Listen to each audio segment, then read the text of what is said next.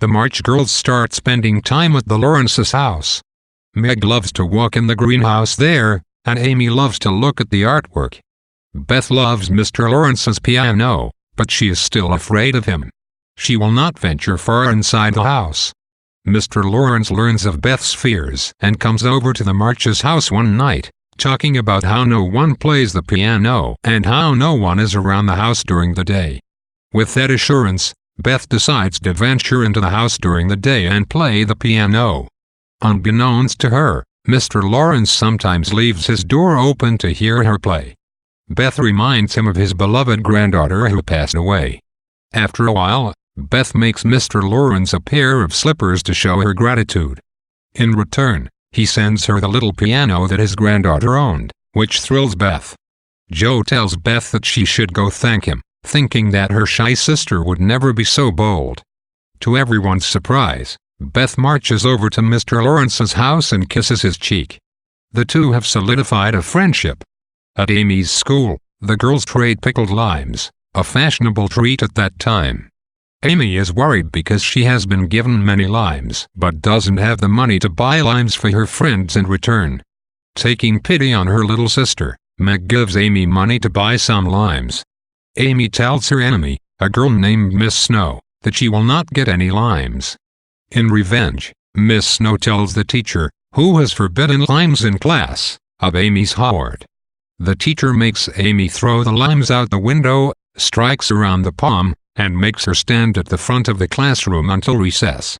At recess, Amy goes home and tells her family what happened. They are not sorry for her punishment, for she did wrong, but they are upset that she was struck on the palm. Marmee decides that Amy may have a vacation from school and learn at home with Beth. Joe and Meg are going to a play with Laurie, and Amy wants to go too. Joe tells her, a bit harshly, that she cannot go because she was not invited. Angered, Amy tells Joe that Joe will be sorry.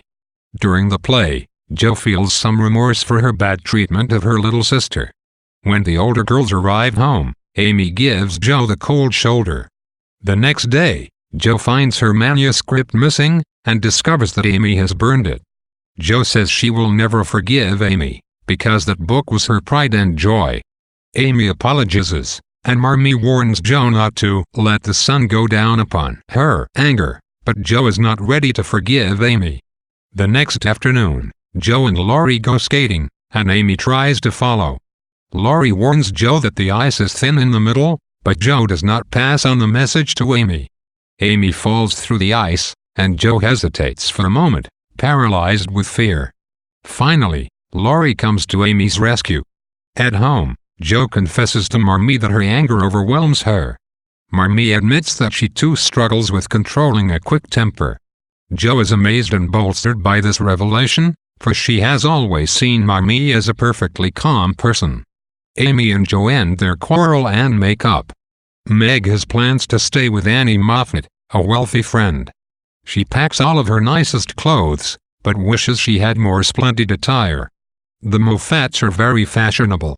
While Meg is there, they visit friends, go to plays, and give parties. At the first party, Meg wears her simple clothes, and she hears people gossiping that Meg's mother must be intending for Meg to marry Laurie for his money. At the next party, the Moffat girls insist on dressing Meg in borrowed finery. She is a bit embarrassed about the luxury of her attire, but she enjoys playing the role of a fashionable girl. Laurie is at the party and reprimands Meg for being so frivolous.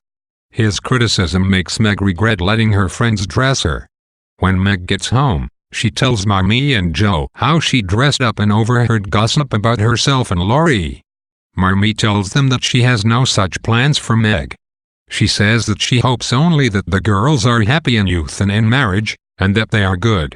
She adds that she hopes that they understand that appearances are shallow and that true love is built on something deeper than money. In the spring, the girls take to gardening. They also hold meetings of the Pickwick Club, a society for arts and letters modeled on an all-male society in Charles Dickens's novel The Pickwick Papers. The sisters produce a newsletter each week, with advertisements, poems, and stories. At one meeting, Joe proposes that they invite Laurie to join. At first, Amy and Meg are horrified. They do not want a boy making fun of them. As soon as they give in, Laurie bursts out of the closet where he has been hiding. He presents the club with a postal box to be put between the houses so that the March sisters and Laurie may pass things back and forth. In these second 5 chapters, each girl marks a step on her journey from childhood to adulthood by struggling and succeeding in overcoming a fault. First, Beth must overcome her shyness in order to pursue her musical hobby. She is rewarded for her efforts with a piano, and she proves that her gratitude trumps her shyness when she marches across to Mr. Lawrence's house and gives him a kiss in thanks. Beth's attachment to Mr. Lawrence also symbolizes that she is the most old-fashioned of the sisters, the most eager to play traditional female roles for an old patriarch, a male figure at the head of a household. Though Mr. Lawrence is a benevolent presence, he also symbolizes oppressive male behavior, for he does not let Laura follow his dream of becoming a musician, a culturally feminine pursuit. Instead, he wants Larry to be a real man with a professional career in business.